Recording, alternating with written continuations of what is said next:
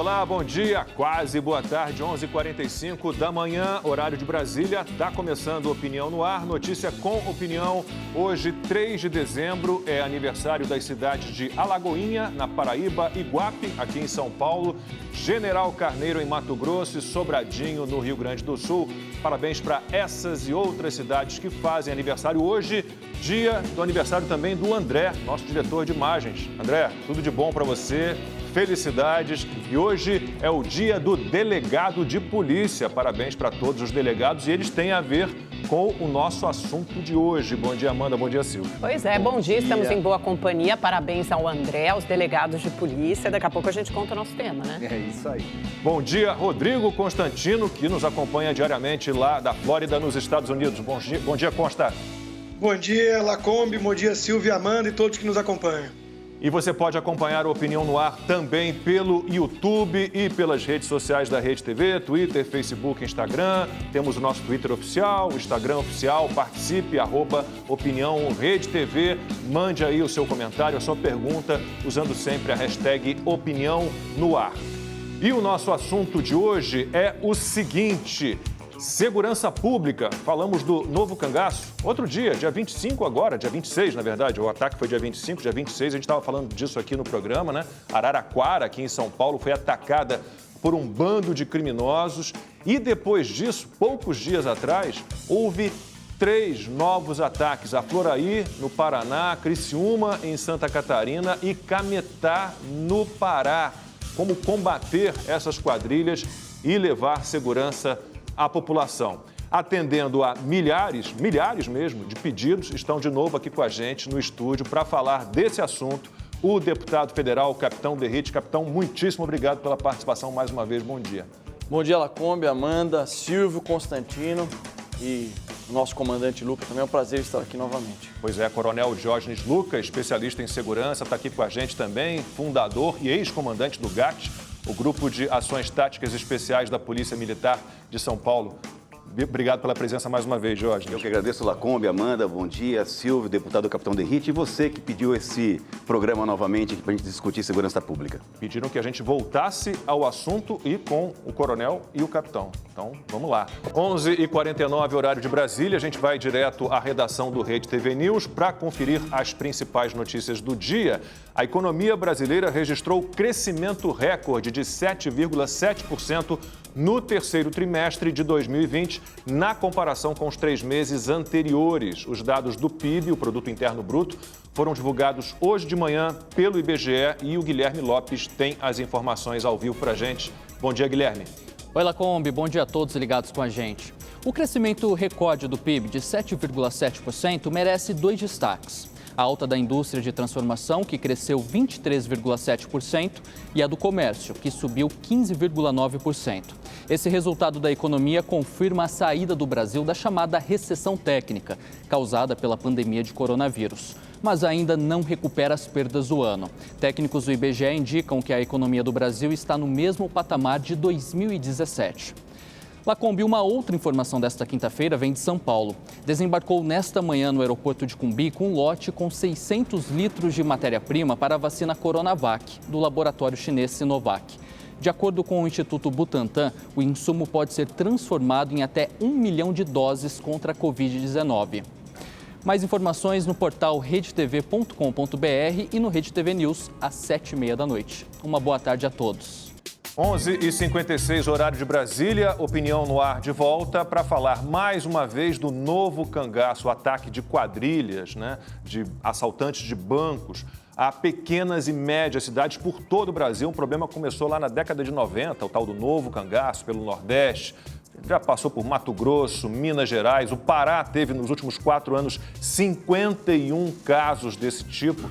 E falávamos outro dia, agora dia 26, poucos dias atrás, com o Capitão Derrite, com o Diógenes Luca, sobre esse problema por conta do ataque a Araraquara. E desde aquele ataque a gente teve, então, Araraquara, Criciúma, em Santa Catarina, Floraí, no Paraná e Cametá, no Pará. Eu, pelo menos, não me lembro, estava fazendo um esforço de memória, de uma sequência, Diógenes, de tantos ataques seguidos num espaço curtíssimo de tempo. Qual seria a explicação para isso? Também não tem o registro, né, histórico de uma sequência tão próxima no aspecto temporal como foi essa aqui que nós estamos vivendo. Exceto em 2006, quando tivemos atentados contra as bases da polícia, o deputado capitão Derrite lembra muito bem disso daí, mas aí foi uma situação particular, uma situação isolada. Nessa questão que você chama de novo cangaço, e eu tenho lido alguma coisa sobre isso, eu estou até mais tendente a aceitar um novo termo, que é domínio de cidades, que é uma coisa um pouco mais abrangente. O novo cangaço era aquela entrada de criminosos para fazer como se fosse um arrastão. Agora não, agora a modalidade tem uma outra proporção, eles dominam a polícia, eles fecham os acessos, são quadrilhas ainda muito mais estruturadas em termos de quantidade de criminosos e armamentos. Então eu tendo a acreditar que a expressão domínio de cidades é mais grave. E também queria complementar que não vejo uma alternativa criminosa que mais chegue perto daquilo que nós chamamos romper a ordem pública do que esse tipo de ação, né? É romper a ordem pública no seu grau máximo, né? Eu ouvi outro termo, Diógenes, que eu achei muito interessante, de um técnico do Fórum Brasileiro de Segurança Pública, que é terrorismo urbano. E eu acho que descreve bem aquela situação, porque você coloca uma cidade de joelhos, refém dos criminosos durante muitas horas, né? Com aquele tiroteio, que inclusive é um terror psicológico e certamente provoca consequências e sequelas nos moradores que viveram esse terror, essa barbárie.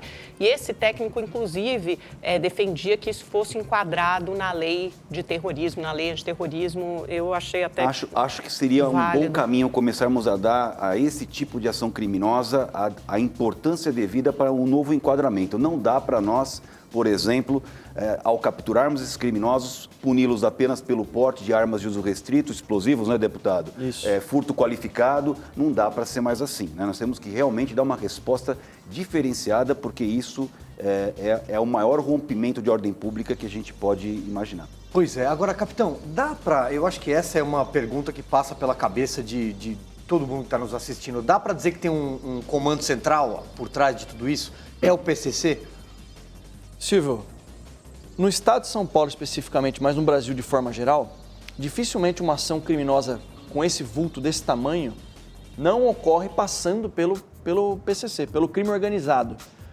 Veja você, o mercado ilícito no Brasil e no mundo, mas no Brasil especificamente, e quando eu falo em mercado ilícito, é um mercado clandestino que envolve a contratação de mão de obra para uma operação como essa, o aluguel de fuzis, armas de guerra, nós estamos falando de .50, gente. Estamos falando de fuzil 762, nós estamos falando de armamento que a própria polícia não possui. Então, passa sim pela articulação e autorização de um crime organizado, de um comando central, que no caso do Brasil é realizado mais efetivamente pelo primeiro comando da capital, que tem origem aqui em São Paulo, mas está no Brasil todo, até rompeu barreiras, já é fronteiras internacionais. Os casos são parecidos, né? O modus operandi ali, o estilo das quadrilhas é muito parecido, né? Então, o senhor enxerga uma ligação, o Diógenes pode falar também, entre esses casos todos, ou há quadrilhas atuando de forma diferente, ou à parte, cada uma da outra, em várias partes do Brasil? Eu acho que as quadrilhas atuam separadamente, mas o modus operandi é muito parecido, muito semelhante. As pessoas que realizam, as pessoas não, os criminosos, né, que realizam esse tipo de ação, são criminosos extremamente treinados e preparados para esse tipo de ação, até pela maneira como portam um fuzil. Você percebe que eles têm um treinamento específico para estar manuseando aquele tipo de armamento. Então, infelizmente, o crime virou um negócio altamente lucrativo no Brasil e volta naquilo que o Diógenes falou aqui e que a própria Amanda acabou falando aqui para gente. Que, via de regra, tem até um pensamento um pouco diferente, mas você está totalmente coberta de razão. Temos que equiparar esse tipo de crime com terrorismo, porque eles não levam apenas... Eles estão sobrepujando o Estado. Eles dominam ali e ali, ó, o Estado aqui não funciona. Agora quem está mandando aqui é o crime. Vou passar a palavra então para o Rodrigo Constantino, que fez uma belíssima live ontem com o Benê Barbosa, que já esteve também com a gente aqui no programa. Rodrigo. Pois essa questão choca, né, pela questão de quão destemidos e ousados estão esses bandidos, né? Parece assim um desprezo total pela ordem estabelecida, é um Estado paralelo. Eu vi o Raul Jungmann falando que isso poderia ter alguma ligação, e o Lacombe mesmo mencionou que não lembra, pelo menos de memória, uma frequência tão grande, porque isso já não é novidade, mas nessa frequência realmente choca.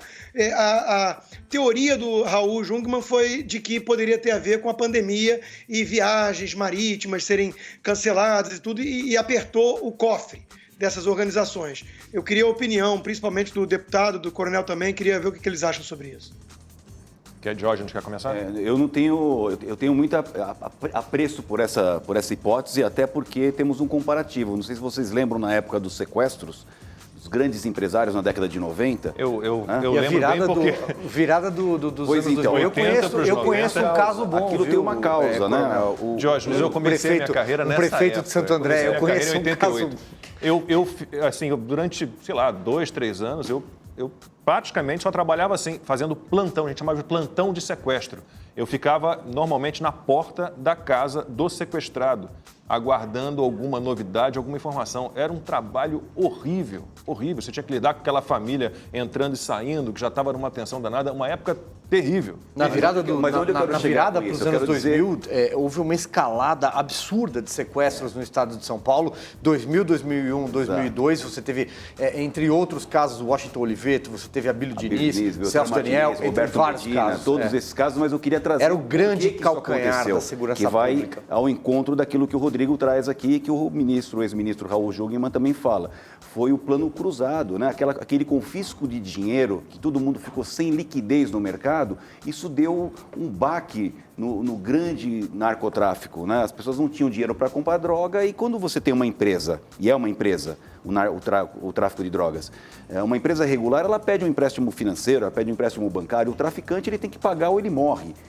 E as conexões são internacionais. Então, eu entendo que aquele baque econômico que nós tivemos aqui por conta de um plano econômico gerou uma nova modalidade que foi o sequestro, que os criminosos precisavam, à época, achar uma forma de ganhar dinheiro em grande quantidade. E qual foi a opção escolhida? Sequestro dos grandes empresários. E depois teve o desdobramento que você mencionou aqui, Silvio. Médios empresários, sequestro relâmpago e assim por diante. Mas eu tenho comigo que essa questão que foi trazida pelo ministro Jungmann e confirmada aqui pelo Constantino, tem muito a ver, pode ser isso. É interessante isso, porque aí mostra que eles estão agindo de uma postura de fraqueza e não de força. Né? Quer dizer, é o desespero do dinheiro escasseando, né? E aí eles estão partindo por desespero e com medidas realmente ousadas e até inconsequentes, porque isso vai ter que atrair uma reação. Veja que já temos até a Amanda, que via de regra tem uma visão um pouco menos, talvez, agressiva nesse assunto, já querendo enquadrá-los como terrorismo urbano. Eu estou dando meus aplausos aqui. Então, vai ter uma reação da sociedade. Ninguém vai aceitar passivamente isso. Apesar, né, Lacombe, eu queria só fazer um recorte. Eu estou muito indignado. Antes de vir para cá, conversei com vários colegas. E assim, a gente não viu uma manifestação muito forte do governo, do Ministério da Justiça em cima desse assunto. É um ressentimento que eu trago aqui, porque eu acho que precisava passar uma mensagem mais clara de indignação com relação ao que aconteceu. Essa era a minha pergunta, justamente. O papel de cada polícia, né? Porque a Polícia Federal, a Polícia Civil, a gente sabe falar, porque é Banco do Brasil, é economia mista, então não cabe à Polícia Federal, se fosse Caixa Econômica caberia, mas enfim, o papel nessa integração mesmo das polícias, das forças de segurança, de inteligência, porque para combater um crime altamente especializado e planejado como esse, eu imagino que só com muita integração. Essas armas entram muitas delas por contrabando, isso é um papel da Polícia Federal. A gente falou, mais uma vez, mercado ilícito. Qual o mercado ilícito? Das armas. O Brasil é uma porta de entrada gigantesca para o mercado ilícito. Então tem que começar por aí. Também, mas o que eu queria frisar... Tem que atuar em todas as frentes. Todas as frentes, mas o que o Constantino falou é verdade. Como o crime organizado hoje ele lucra, ele ganha dinheiro aonde? No tráfico de drogas. E o Brasil, ele infelizmente tem uma característica que a gente não vai mudar. Nós temos os 3 maiores produtores de cocaína que são nossos vizinhos. Estão aqui na América Latina. Então a droga passa pelo Brasil. Vai para via de regra para o Porto de Santos, para os aeroportos e vai para a Europa, para os Estados Unidos, que é o grande mercado consumidor. Uma parte fica aqui e boa parte vai para fora. Com a questão da pandemia, isso que o ministro Jungmann trouxe, que o Rodrigo mencionou, esse trajeto ficou mais difícil e a arrecadação do crime organizado caiu. Como eles estão fazendo para manter o lucro da empresa, o caixa do crime organizado? Realizando essas essas cenas de guerra que nós estamos vendo. É porque nós temos visto muitas apreensões de drogas, né? Talvez como, eu não me lembro também, aí de novo um esforço de memória, não estou falando de dados estatísticos, mas é uma fase em que a gente tem visto realmente muitas apreensões de drogas. Exatamente, e aí tem até um ponto, né? O capitão coloca aqui que o Brasil, de fato, acaba sendo uma espécie de corredor para droga, né? Agora, entra a eleição, sai a eleição e todo mundo fala assim, ó, polícia de fronteira. Agora, como combater na fronteira? É praticamente impossível num país com dimensões continentais como o nosso. Sim, eu falei no outro programa sobre esse assunto, falei sobre isso. Eu fiz uma matéria, me lembro até hoje, apesar de já ser um cara de 54 anos de idade, eu me lembro bem de uma matéria de entrada de armas por barcos pela Baía de Guanabara. E barcos assim, pesqueiros, rebocadores. É muito difícil de combater. E aí só vamos conseguir com inteligência. E essa integração que vocês mencionaram, isso está literalmente acontecendo nesse exato momento. Entre Polícia Militar, Polícia Civil, Polícia Federal, lá em Santa Catarina. Eu falei com o comandante da Polícia Militar antes de vir para cá, para saber o estado de saúde do nosso guerreiro lá, do soldado Jefferson Esmeraldino, que foi alvejado por um tiro de fuzil, já fez 2 cirurgias, teve ferimento no rim, no fígado, pulmão, estômago. O que aconteceu? A Polícia Federal realizou a prisão de 5 indivíduos. O comandante estava saindo de Santa Catarina, falei com ele hoje cedo, indo para o Rio Grande do Sul, onde, em princípio, realizaram a detenção de um criminoso lá com roupas. Exatamente. Então, essa integração está acontecendo. Mas qual é o problema, Amanda? Que ela está acontecendo depois que o crime acontece. O nosso desafio que é trabalhar com inteligência para investigar e evitar que o crime aconteça. É porque são casos, no Rio a gente fala de pedra cantada, em São Paulo usam fita dada, não é isso? Sempre assim, Banco do Brasil, quer dizer, alguém passa a informação para essas quadrilhas de que haverá uma grande quantia de naquele dinheiro. Naquele dia, naquele horário. Naquele momento, naquele período. Então, como é que a inteligência tem que agir para que essa informação não seja passada ou, se for passada, seja interceptada e a polícia possa agir antes que o bando entre em ação? É que essas agências eram centros, né? São centros de distribuição, né? Então, acho tesourarias, verdadeiras tesourarias. Tesourarias que distribuem para toda a região. Tanta quantidade de preços que Criciúma parece que é 80 milhões de reais, né? Pelo menos a informação que circula. Eu diria que em gerenciamento de crise, a gente tem muito olhar para quando a crise está acontecendo, mas eu faço minhas palavras do deputado Capitão Derrite, nós temos que olhar antes e olhar depois. São os 3 momentos da crise. Por exemplo, é inadmissível que nós não tenhamos aqui um banco de dados nacional de RG, de digitais, DNA, uma informação nacional, vamos dizer, unificada para todas as polícias. Mas foi aprovado, não foi? Aquele sistema único de segurança pública nunca foi efetivado. Na época do Raul Jungmann, inclusive. Amanda, que ainda não carregam o InfoSeg, que é um sistema nacional, retardam, não são compromissados com essa alimentação desse banco de dados.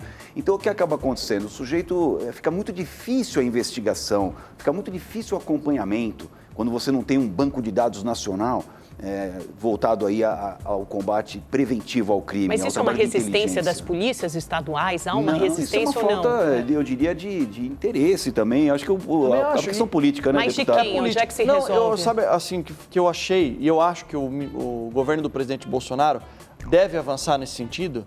Se você perguntar para o brasileiro médio, qualquer local do Brasil, quais são os 3 principais problemas do Brasil? Saúde, educação e segurança. E perceba que nós não temos um Ministério da Segurança Pública. Temos um Ministério da Justiça e Segurança. Então tem que se dar a devida importância. Na época do Moura era mais da segurança do que da justiça, né, de certa forma. Bom, mas, assim, na época do Michel Temer houve essa divisão. Avanços e retrocessos. Agora tem 2 passos para frente, 1 para trás. O que precisa ser feito? Tem que ter um sistema que se comunique. O que o comandante Diógenes Lucas está falando é o seguinte: não pode o criminoso lá em Criciúma saiu de lá há 2, 3 dias, estar aqui em São Paulo e a base de dados da Polícia Militar aqui, quando consultar o documento dele, ele constando como foragido da Justiça lá em Santa Catarina, aqui não aparecer absolutamente nada. Agora sim, capitão e Diógenes, aliás, antes de mais nada aqui, deixar toda a nossa solidariedade à família do policial militar Jefferson Esmeraldino, que o capitão acabou de citar aqui, que foi alvejado nesse e teve um refém morto, né, no outro também. Exato, nesse lamentável episódio em Criciúma. Tem um ponto que eu queria trazer aqui em debate, que é o seguinte, o que fomenta tudo isso é a sensação de impunidade, né? Eu, por exemplo, sou defensor de endurecer ainda mais a legislação penal. Queria ouvi-lo, capitão. Não, isso é pauta fundamental. Mas o que a gente tem que entender, tem que mostrar e falar para a população que a nossa legislação, nosso ordenamento jurídico, ele tem 2 etapas. Nós temos a legislação penal, o Código Penal de 1940. Está previsto lá, roubar alguém... Obsoleto, né? Vamos falar desse caso específico. Obsoleto. Um furto qualificado com utilização de explosivo, nesse caso acaba sendo roubo por causa do emprego da força. Qual é a pena, efetivamente, que o criminoso vai responder se condenado? A pena máxima, nesse caso, um furto de caixa eletrônico com uso de explosivos. No máximo, 10 anos de prisão. Essa é uma parte da legislação. E o que vai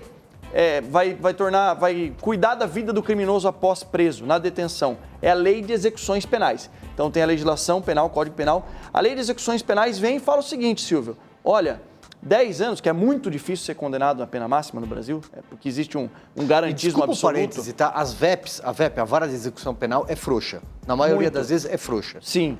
E além disso, vem a Lei de Execuções Penais e fala o seguinte, para esse crime extremamente grave, hein, que o pacote anticrime mudou, ele vai cumprir 40% da pena e já vai progredir de regime. A progressão de regime no Brasil é um absurdo.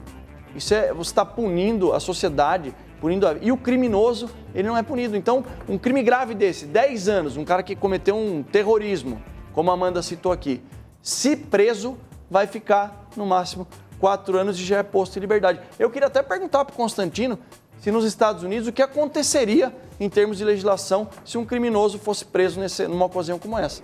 12h15, horário de Brasília, e o capitão Derrite passou a bola para o Rodrigo Constantino para que ele fale um pouquinho sobre a lei de execução penal, né? Como é que é o sistema penal nos Estados Unidos, aí onde você mora, Rodrigo.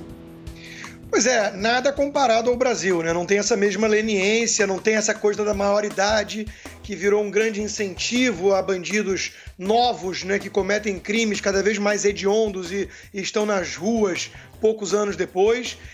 E o problema que eu vejo disso, né, e queria devolver a bola para o capitão e para o coronel, né, o problema que eu vejo nisso é que à medida que você sente que a justiça delegada ao Estado, né, que tem o monopólio do uso da violência, da coerção, da força, não existe, isso alimenta a expectativa por justiceiros, por justiciamento. Então é uma coisa preocupante que flerta com a barbárie e a gente vê no Brasil, né? Essa coisa de bandido bom é bandido morto, aí o pessoal quer ver mesmo ali o cara estribuchando, tem cenas chocantes, né? Pegam um bandido no ônibus, aí o cara tá morrendo e as pessoas filmando. Nós tivemos aí um governador que tá até afastado, né? Muito polêmico, depois acho que traiu muito a base de eleitorado dele, mas falou, né? Mira na cabecinha, comemorou a morte ali do sequestrador quando saiu do helicóptero, e isso recebe aplausos da população, e a gente pode condenar, não é uma coisa civilizada, mas a gente pode compreender também. A gente pode tentar entender o que está por trás desse sentimento, né? Porque sem justiça, nós vamos ter a demanda por justiceiros. São duas consequências, né, que trazem essa questão que a gente vive hoje. Uma é uma indiferença, né? As pessoas vão ficando indiferentes aí à questão da violência, é um subproduto desse cenário. E a outra é realmente exatamente o oposto, né? O justiciamento, pessoas começando a fazer radicalismos, né? Ou querer fazer justiça com as próprias mãos, né? Usando a lei do talhão, olho por olho, dente por dente. É muito sério isso daí. Eu queria só fazer um registro aqui em cima de uma observação que o deputado capitão Derrite trouxe, da questão da legislação. No meu modo de ver, nesse tipo de caso, um movimento de nós tornarmos o crime de porte de armas restritas, me refiro ao fuzil e explosivos, com uma pena muito mais grave do que nós temos hoje. Para vocês terem uma ideia, o sujeito que é preso hoje portando ilegalmente uma arma, ele tem uma punição de reclusão de 2 a 4 anos. E se for um fuzil, uma arma de guerra, como foi colocado aqui, de 3 a 6 anos é muito pouco, isso não intimida ninguém. Então, se nós tivéssemos aqui, fica até uma sugestão, deputado, nas suas pautas aí lá no Congresso, de nós melhorarmos a legislação. Fuzil é arma de guerra, fuzil na mão de criminoso tem que ter uma pena muito dura. Mas muito dura que eu falo é de 30 anos. Mudar também o regime de cumprimento dessa pena para quem é pego com fuzil, com explosivos. Isso talvez ajudasse um pouco na questão da intimidação. Eu jamais defenderia justiceiros ou querer fazer justiça com as próprias mãos e coisa desse tipo. Agora, a gente fica bem revoltado quando olha, por exemplo, o STF e vê que no período de vírus chinês e tal, liberou, pelo último número que vi, 30 mil presidiários, alguns deles bem perigosos, 2 líderes de facções criminosas com tornozeleira que foram soltos, arrancaram a tornozeleira e sumiram. André do Rap, né? Olha, André do Rap o deputado deve saber mais do que eu, porque ele tem uma rede obviamente, de gente que dá suporte, né? Foram mais de 35 mil presos liberados desatualizado no Brasil sob o pretexto da pandemia. Isso é um absurdo. Mas a liberação 35 mil. Mais de 35 mil criminosos. O que acontece no Brasil é o chamado garantismo da nossa legislação, que só olha única e exclusivamente para o criminoso. Não existe no nosso ordenamento jurídico absolutamente nada falando da vítima. Falando de uma indenização para a família da vítima, da própria vítima. Parentes do preso recebem, né? O criminoso no Brasil recebe auxílio reclusão de R$ 1.813. E a nossa legislação, desculpa, eu não estou aqui defendendo uma nova Constituinte, não é isso, mas é cláusula pétrea, está no artigo 5º da Constituição, só pode ser mudado isso com uma nova Constituição. Ninguém pode, não haverá penas e trabalhos forçados, eu sou contra isso. Se o criminoso foi lá cometer um delito e gerou um prejuízo para a vítima, e às vezes esse prejuízo ele é irreparável, quando se perde uma vida, por exemplo, ele deveria pagar, indenizar aquela família trabalhando na cadeia. Em vez disso, ele recebe R$ 1.800. A família, né? Eu acho que a gente precisa fazer essa tem lá, vai lá o dinheirinho, todo mês cai lá, né? O custo de um preso hoje no Brasil é um escândalo, é um valor escandaloso. Agora, eu queria a opinião dos senhores sobre, até porque a gente está às portas, aí à margem do Natal, está chegando o Ano Novo, é um ano de pandemia diferente, evidentemente, mas qual é a opinião dos senhores sobre as saidinhas, os saidões, onde os presos vão para a rua, cometem crimes, a maioria não volta? O Rodrigo já está pedindo a palavra, acho que ele quer complementar a minha pergunta. É só um gancho. É que eu vou emendar para apimentar um pouquinho, né? Porque aí você trouxe, Silvio, a questão dos presídios, né? Também, além da lei. E eu queria a opinião, principalmente do deputado também, em relação à ideia de privatização de presídios. É isso aí. É uma coisa que nos Estados Unidos aconteceu aqui em alguns lugares. Temos bom exemplo em Minas Gerais, né? Eles têm presídios privatizados lá que funcionam muito bem. Olha, é um tema polêmico. Nós aprovamos ano passado a PEC 372, transformando o agente de segurança penitenciária em policiais penais. O que eu acho que tem que ser feito antes de um processo de privatização, tem que modernizar os presídios. Colocar o homem atuando à distância do criminoso que está lá cumprindo a sua pena, e não corpo a corpo como vive hoje. Que hoje ele vive ali numa cova ali dos leões. O que o policial penal passa é um absurdo. Tem que modernizar, colocar tecnologia, evitar contato de preso com o policial penal, que acaba sofrendo ali uma pressão muito grande, porque o criminoso sabe onde ele mora, onde a família mora, e por vezes acaba sendo pressionado ali e vive sob um estresse absurdo.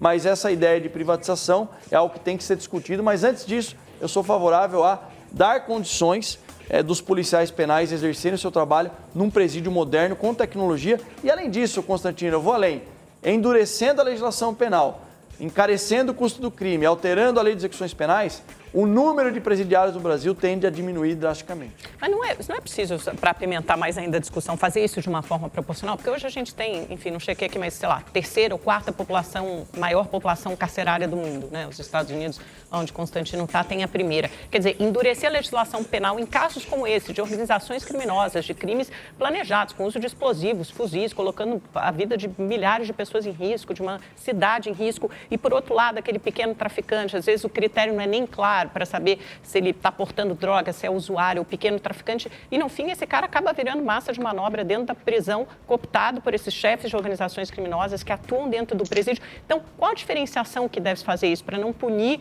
excessivamente ou talvez dar algum outro tipo de punição ou sanção para esse pequeno traficante e aí sim encarar com mais seriedade e com sanções mais duras organizações criminosas? Eu vejo com bons olhos esse caminho de nós investirmos mais nas penas alternativas para crimes de menor potencial, de menor gravidade para a sociedade. Mas, ao mesmo tempo, fazer uma intensificação, um agravamento, né? Uma punição muito maior para os crimes mais graves. Eu acho que esse equilíbrio é importante e a gente tiraria a liberdade de pessoas que realmente merecem ficar confinadas num presídio e dando chance de penas alternativas para as pessoas com menor potencial. Eu acho interessante essa discussão, né? Porque aí você trata bem uma proporção e faz com que essas pessoas que entram na cadeia, um pequeno traficante, saia daí um bandido perigoso. Não recupera ninguém, né? Tem que pesar a mão, na cadeia, ele vira refém do crime organizado. Agora também sempre tem um parêntese que eu aqui faço, que eu acho que é boa coisa, o sujeito não fez, né? Porque a gente não pode abrir mão do caráter punitivo. Não, e outra coisa... A ressocialização, mas tem um caráter punitivo, E a gente não pode abrir mão disso. E o tráfico de drogas, que a Amanda citou, ele é um crime que, na legislação, já foi comparado a crime de onda. Eu discordo. Eu acho que tem que ser tolerância zero com todo tipo de crime. Exato. Mas, capitão, não é muito diferente, por exemplo, um tráfico de droga. Isso é uma coisa, o cara que trabalha ali para organização criminosa, que é chefe. Outra coisa é um aviãozinho que está ali na favela, na comunidade, no Rio de Janeiro. Como você trata essas diferencialidades? Eu acho que o Constantino pode até citar... pegar o gancho. Porque na teoria a Amanda tem um bom ponto, óbvio, mas na prática, pelo menos aqui nos Estados Unidos, que eu andei lendo algumas coisas, no Brasil eu não sei como é que tá. É muito mais mito do que realidade que tem uma população gigantesca presa por uma venda de uma pequena quantia de maconha. Isso é um mito, né? Então a gente tem que tomar cuidado só para não tratar como um crime pequeno o cara que está lá preso, que na verdade tem uma ficha corrida razoável nas costas. Mas a maior parte da população carcerária é por tráfico, não é? Boa parte é, Amanda, mas é o seguinte, o crime se tornou algo tão compensador aqui no Brasil que a população carcerária ela é gigante porque existe a impunidade, a gente já falou aqui, ele cumpre às vezes 1/6 da pena. Então o crime é um negócio altamente lucrativo. A partir do momento que a gente alterar a legislação e esse custo do crime for endurecido, a tendência é diminuir a população carcerária. Eu vejo isso como algo diretamente proporcional. Endureceu a legislação penal, a população carcerária ela vai diminuir absurdamente. E as polícias, de um modo geral, no Brasil, civil, as polícias militares, elas são mal equipadas, mal preparadas e os policiais têm um pouco a lei jogando contra eles. Quer dizer, o policial ele se sente um pouco reprimido no combate a um bandido, que ele tem que esperar levar um tiro para atirar, é mais ou menos isso? Eu vejo assim, né? Eu costumo sempre dizer, eu fiquei 30 anos na Polícia Militar, a polícia que eu deixei, ela é muito melhor do que a polícia que eu entrei. Eu vejo evolução, eu vejo equipamentos. Hoje eu vou lá no GAT, a tropa que eu comandei, dá gosto de ver o recurso, equipamento.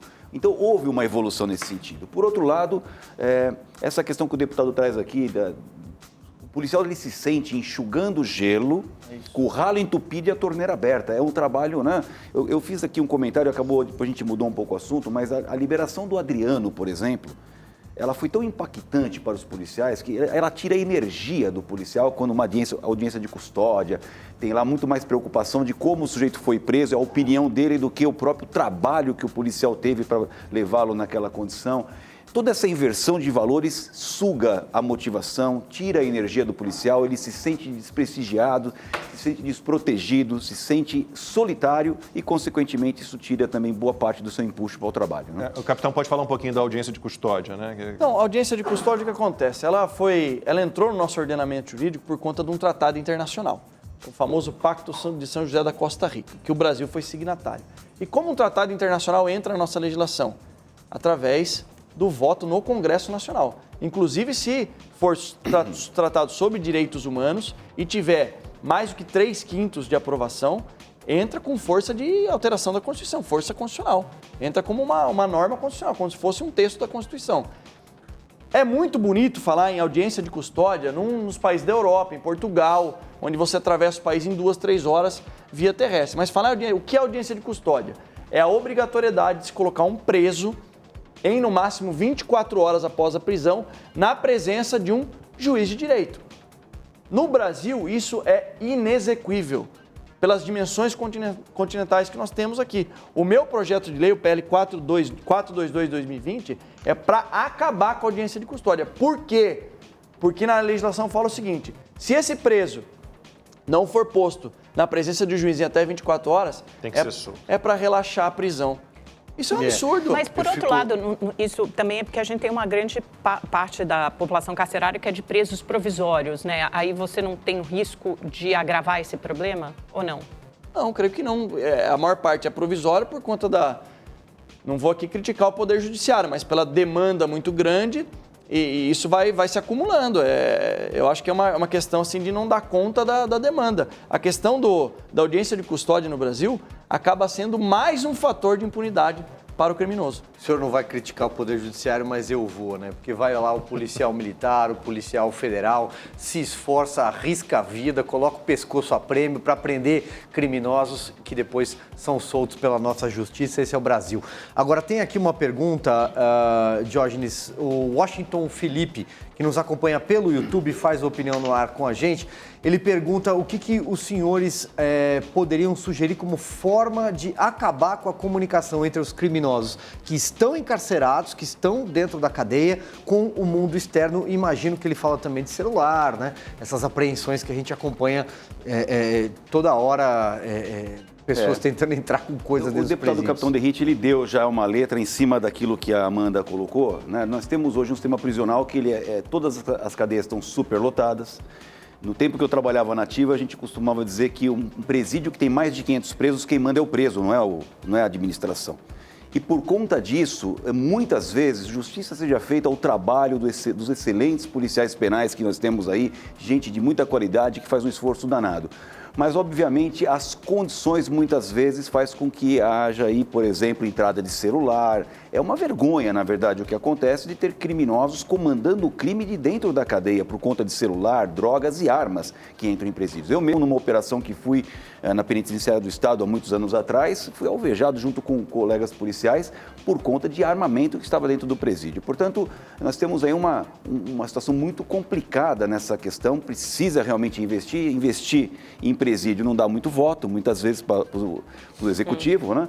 A autoridade do executivo, me refiro, e aí, consequentemente, os presídios são superlotados e, por serem superlotados, toda essa bagunça organizada acontece. Silvio, e uma das questões importantes no sistema de justiça criminal que precisa ser implantado no Brasil é a neutralização dos líderes das facções criminosas quando do cumprimento da pena no sistema prisional. Isso não existe. Por quê?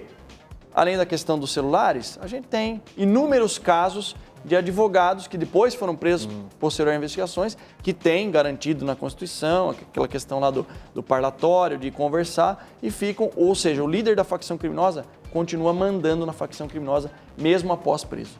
12h32, horário de Brasília. O Silvio quer falar, que acabou que não ficou muito clara a questão da saidinha. Daqui a pouco a gente vai falar, pode ser? Porque o Rodrigo Deixa o Rodrigo, mensagem aqui. Depois a gente volta. A comunicação com o Rodrigo, como ele não está presencialmente, é mais complicado. Me mandou uma mensagem assim, quer fazer uma comparação entre as polícias, né? A brasileira, né, e a americana. Diga, Rodrigo. Eu quero pegar um gancho no que o Capitão Derrite disse, né, sobre essa questão do policial, além de ter a lei toda contra ele. Eu tenho 2 casos aqui de conhecidos que eram da polícia no Brasil. Um tá dando aula de jiu-jitsu, o outro virou chefe e não querem nem falar do passado, né, porque tem péssimas lembranças. Mas eu queria trazer o aspecto cultural, além desse aspecto legal, que é uma diferença de uma letra, mas que faz toda a diferença do mundo, né?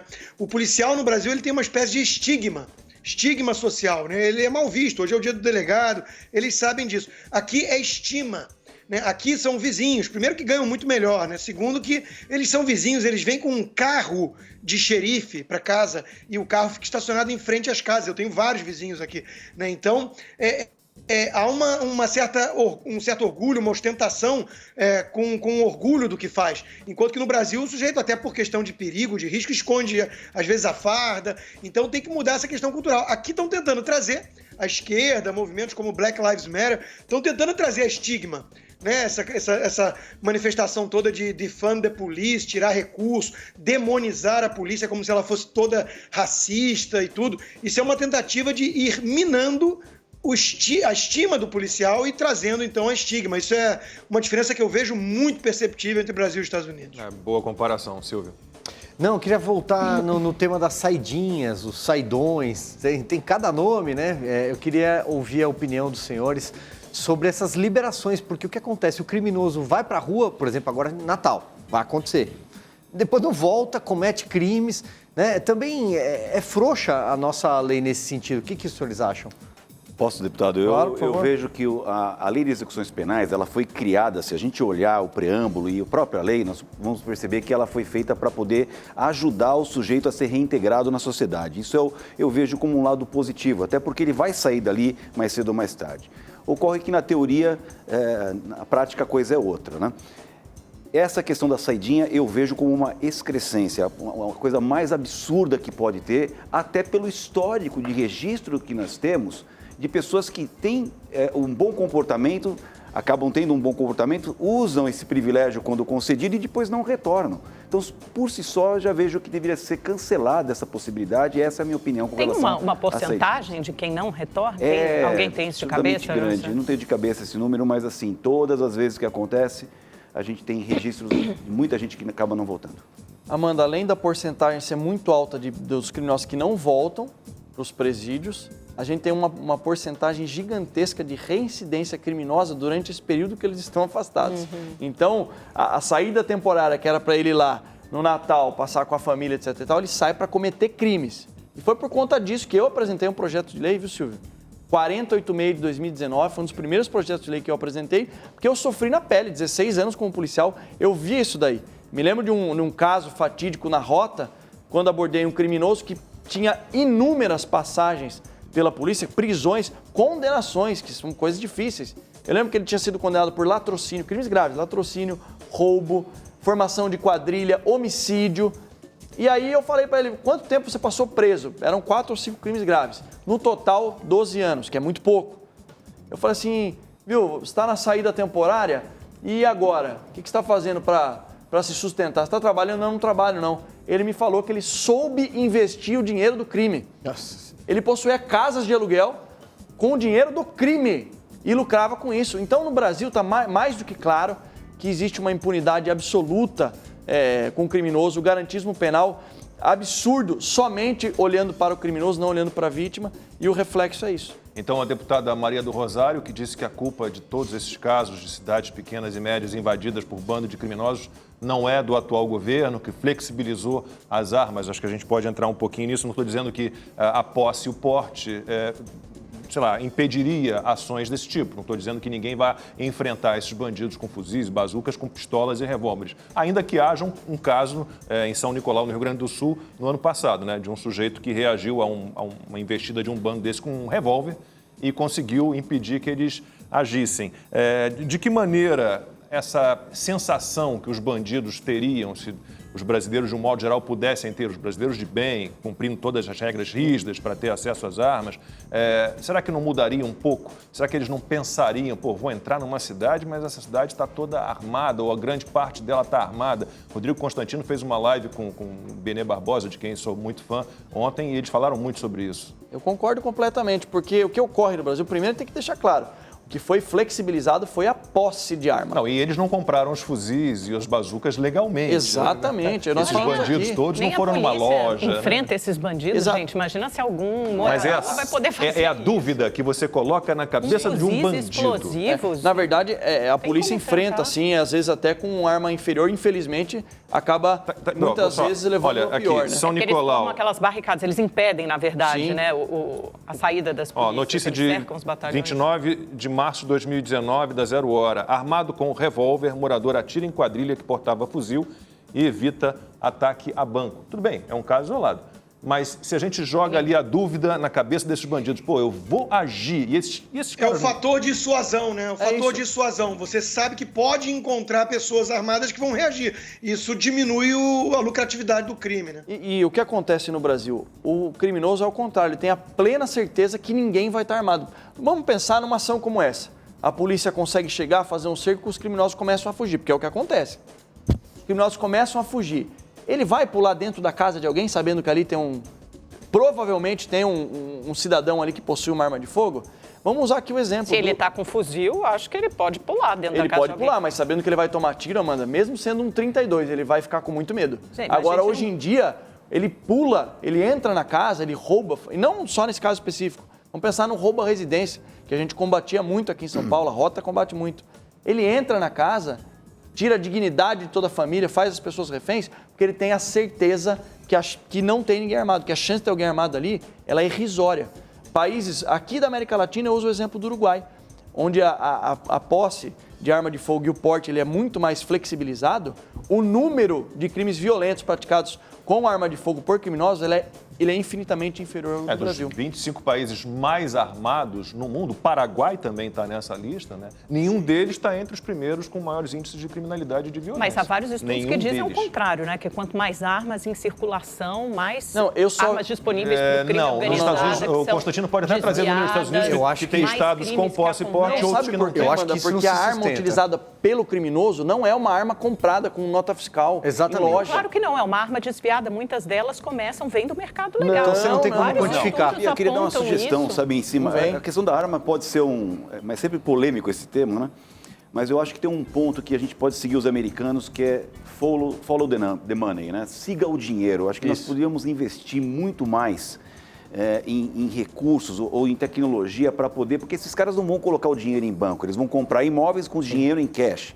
Então todas essas operações poderiam ser de uma certa maneira reguladas ou tipo de campanha que nós podíamos fazer e também instrumentos legais para poder rastrear esse dinheiro, seguir esse dinheiro, sabe? Acho que era um que ponto seria uma aí. política de segurança pública muito mais eficiente. Você não pode imaginar que armar a população seja uma mas você não vai para uma frente abrindo mão das outras frentes. Essa é a questão. Não é porque existe o bombeiro que a gente vai deixar de ter extintor de incêndio em casa. Exato. É uma reação local. O Rodrigo falou exatamente o que eu queria falar. E outra coisa importante, há uma incoerência, né, na esquerda, isso foi apontado pelo Benê na live, que a esquerda demoniza a polícia, chama de fascista e tudo, e ao mesmo tempo quer tirar a arma do cidadão para poder exercer sua legítima defesa, ou seja, concentra tudo nessa polícia que eles demonizam. Então, Rodrigo, não é nenhuma coisa nem bandidos outra. e loucos não respeitam leis. Então você pode proibir as armas à vontade, que para eles sempre haverá um caminho para consegui-las. Rodrigo, e tem um detalhe, tá? Tem muitos desses, inclusive parlamentares da esquerda, que demonizam a polícia, demonizam a questão do porte de arma, mas andam com policiais e andam com seguranças armadas. Né? O que a Amanda falou, tem que ficar claro, Amanda. A possibilidade legal do cidadão possuir e portar arma de fogo não é política de segurança pública. Exato. Não é, mas ser, nunca foi defendido por ninguém isso. É a possibilidade do cidadão ter o direito de se defender. Ponto. Não, é porque a pergunta, da maneira como foi colocada aqui, era que se o assaltante talvez se sentisse coibido, inibido de entrar na casa de alguém se soubesse que aquele cidadão pudesse portar uma arma. Vamos pensar.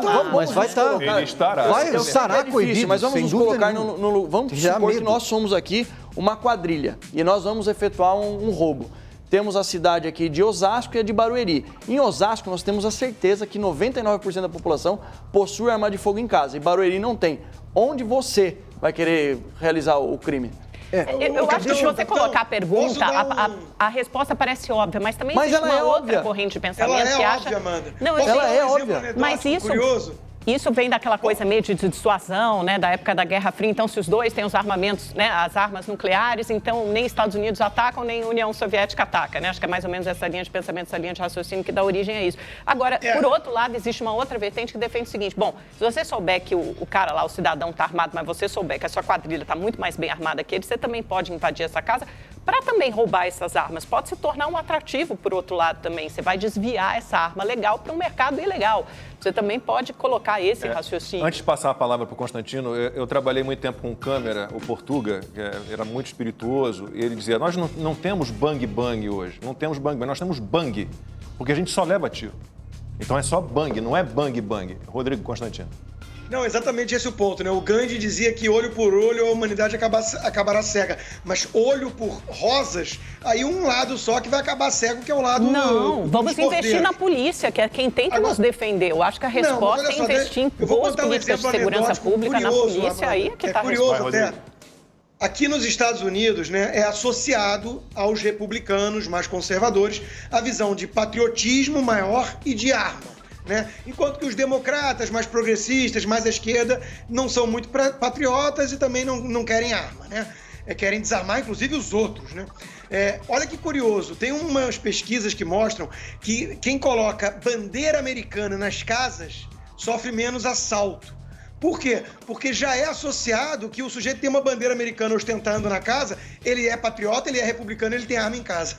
Então é óbvio que é um fator de dissuasão. É que nem cachorro, a pessoa bota o cachorro, não é à toa, e ainda bota placa, aqui tem cachorro perigoso, arame farpado, você vai tentando dissuadir.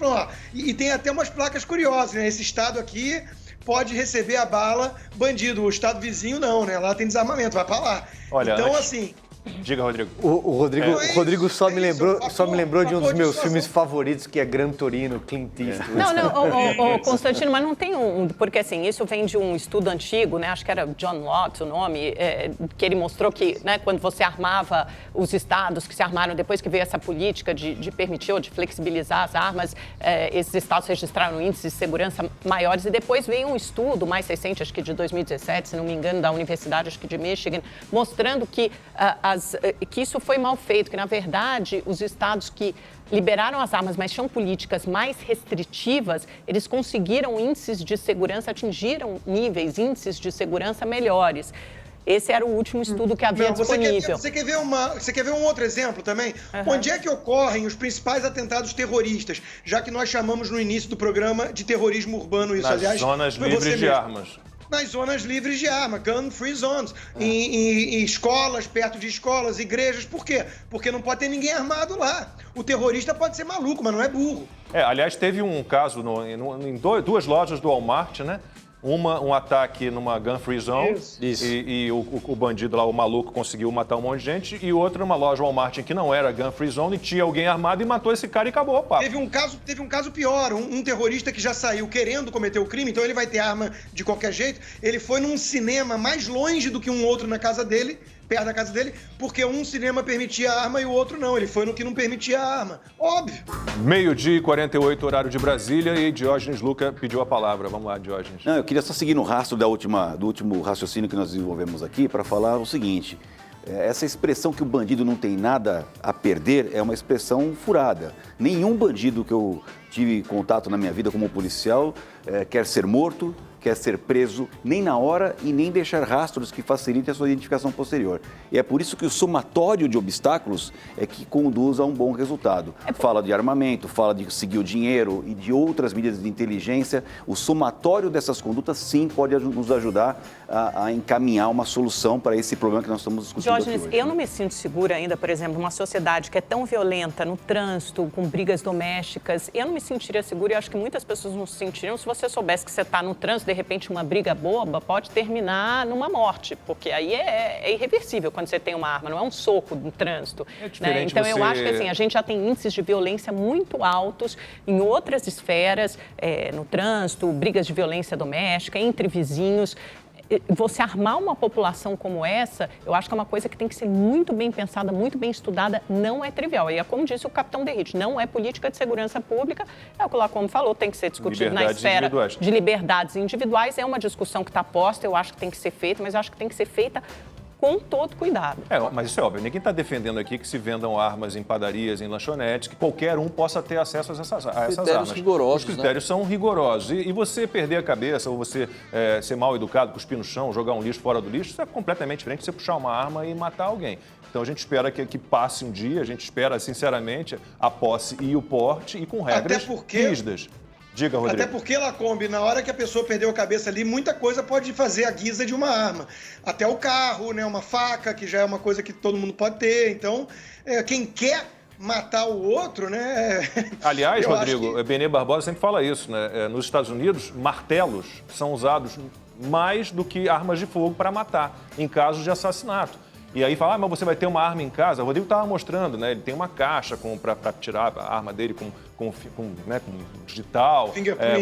Você filhos pequenos, você deixa os seus filhos. Você deixa teus filhos terem acesso a facas, a remédios tarja preta, a produtos de limpeza tóxicos? Não, é a mesma situação. Então, né? A arma é muito mais definitiva, é a mesma gente. Situação. E outra coisa, a maior parte dos assassinatos o estrago que uma criança pequena pode ter, pegando uma tesoura, uma faca, ou tomando um remédio tarja preta, ou um produto de limpeza altamente tóxico, ingerindo... Amanda, porque a gente tem que recorrer na base. A base é a intenção. É muito mais perigoso esses é o instinto, é o caráter. Acontece muito mais casos desse tipo. Ele não vai conseguir atirar uma arma.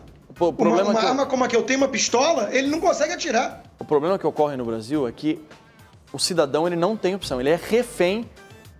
Ele se sente assim, eu sou incapaz de defender minha família, de me defender minha família. O que nós precisamos fazer no Congresso, eu sou 100% favorável à posse e porte de arma de fogo, estabelecendo critérios psicológicos, passado idôneo, emprego comprovado, endereço fixo, de dar possibilidade para o cidadão... Treinamento, claro, filiado a um clube de tiro, invariavelmente, a lei vai definir. Possibilidade dele não mais ser refém da criminalidade. Mas mesmo esse cidadão, a gente eu preciso muito chamar... Quer ter arma, tem que e outra, estudar não é uma obrigação, e aprender a atirar. Amanda, você não quer ter arma, tudo bem, é o direito seu, mas quem quer ter, tem que ter a liberdade e o direito de possuir. Ainda que as mulheres, mais do que qualquer homem, eu recomendo que tenham, mas a gente volta a esse assunto daqui a pouquinho. Opinião no ar, de volta, 12h50. 7h57, horário de Brasília. Estamos chegando já ao fim do programa, então tem aqueles minutinhos finais para as considerações de cada um dos nossos convidados. Diógenes Lucas, quer começar hoje? Obrigado pela deferência. Eu queria fazer um recorte aqui. Recebi uma mensagem de um amigo, Paulo Storani, foi do Rio de Janeiro. Sim, claro. Comentarista. Ele era do BOP, não? Ele foi do BOP. BOP, sim. E ele traz aqui essa questão também dessa impunidade que foi tratada aqui. 8% dos homicídios levam o autor à cadeia e nos casos de roubo só 3%. É um caminho muito grande que nós devemos percorrer para poder acabar ou pelo menos minimizar a sensação de impunidade. Queria também fazer com relação ao caso em questão. Esses seretes, né, as tesourarias do Banco do Brasil, precisam rever seu comportamento. Eu diria que uma dica importante seria transformar esses locais em áreas de interesse de segurança pública e fazer uma parceria melhor com a Polícia Militar e a Polícia Civil para poder gerar um efeito inibidor de curto prazo, né? Esse que é o aspecto importante. E agradeço mais uma vez o convite, a você que nos acompanhou aqui nesse evento. Estamos repetindo aqui a dose por conta do interesse das pessoas que acompanharam aqui o Opinião no Ar. Muito obrigado. Não, e esse dado que você trouxe é impressionante. 60 mil homicídios, mais ou menos, no Brasil. Quer dizer, 55 mil, a gente não sabe, né, por que matou, quem matou, e fica por isso mesmo. Capitão Derrite. Agradecer mais uma vez a participação, dizer para a população que nos acompanhe meu trabalho no Congresso Nacional, as pautas que foram faladas aqui, acabar com saída temporária, rever a audiência de custódia, endurecer o custo do crime no Brasil, tornar o nosso ordenamento jurídico com um olhar voltado para a vítima e não só para o criminoso, são as minhas pautas lá e agradeço a possibilidade de falar isso para a população aqui. Rodrigo Constantino, acho que você tem alguns segundinhos, dá tempo? Rápido. Não, tá, é isso aí. Endurecer e acabar com a impunidade. O Brasil não prende demais, não. O Brasil comete crime demais. Valeu, é isso. Silvio, Amanda, até amanhã. Pessoal, amanhã, 11h45, Opinião no Ar tá de volta. Diógenes Derrite, obrigado. Muito obrigado.